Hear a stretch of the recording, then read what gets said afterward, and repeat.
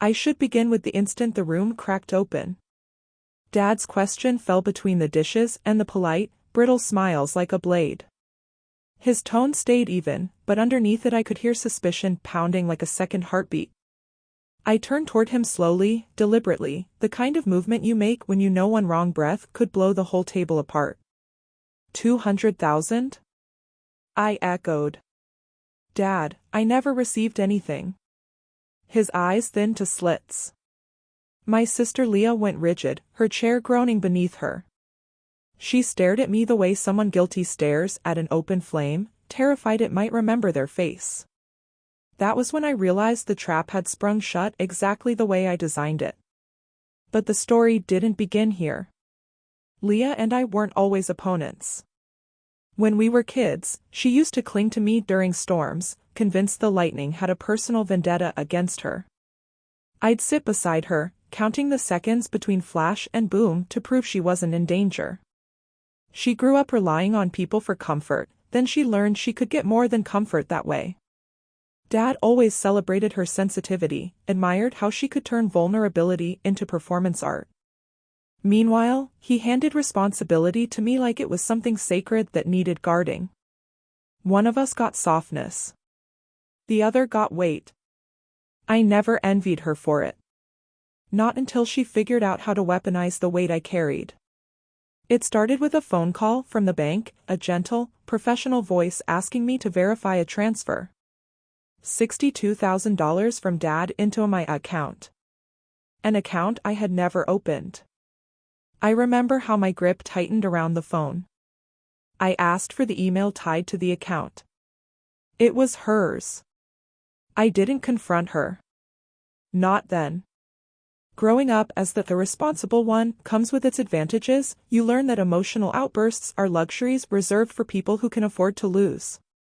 I simply thanked the caller, hung up, and began taking notes. For the next 6 weeks, I tracked everything. 6 deposits.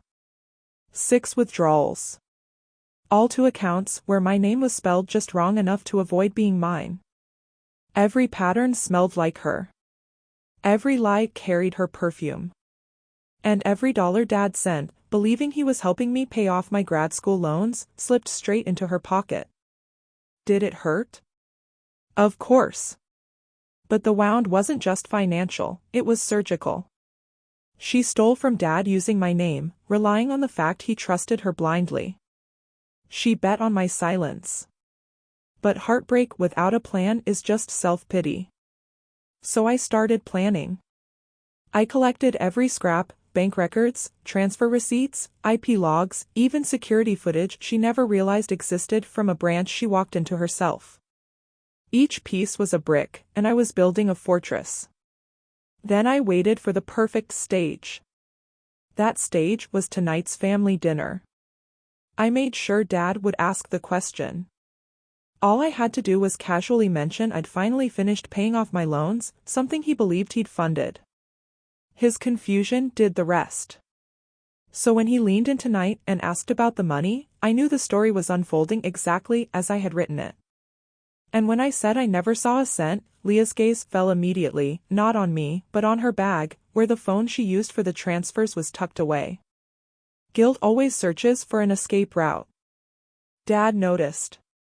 He followed her eyes, and I watched understanding crawl up his spine. I didn't speak. I didn't accuse. I simply slid a folder across the table. Every piece of evidence, organized, chronological, incontestable. Dad opened it. His face drained of color. Mom seemed to stop breathing. The silence that followed was so sharp it felt dangerous. Leah whispered, "It's not what it looks like." But it was exactly what it looked like.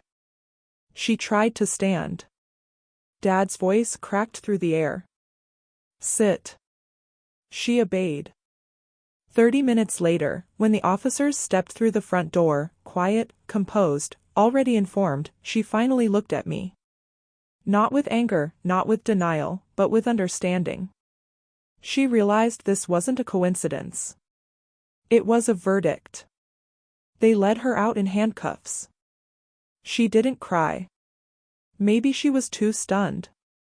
Maybe she finally understood tears wouldn't save her this time. Dad collapsed into his chair.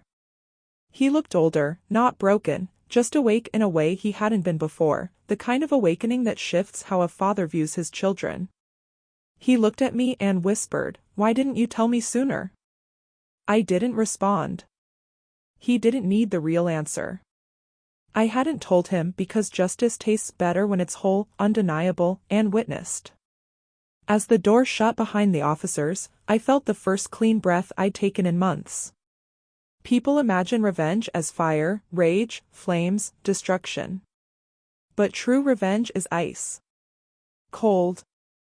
Steady. Precise. And tonight, I didn't just clear my name. I reclaimed the thunder she used to fear, and let her finally understand what it feels like when the storm you've created comes back for you.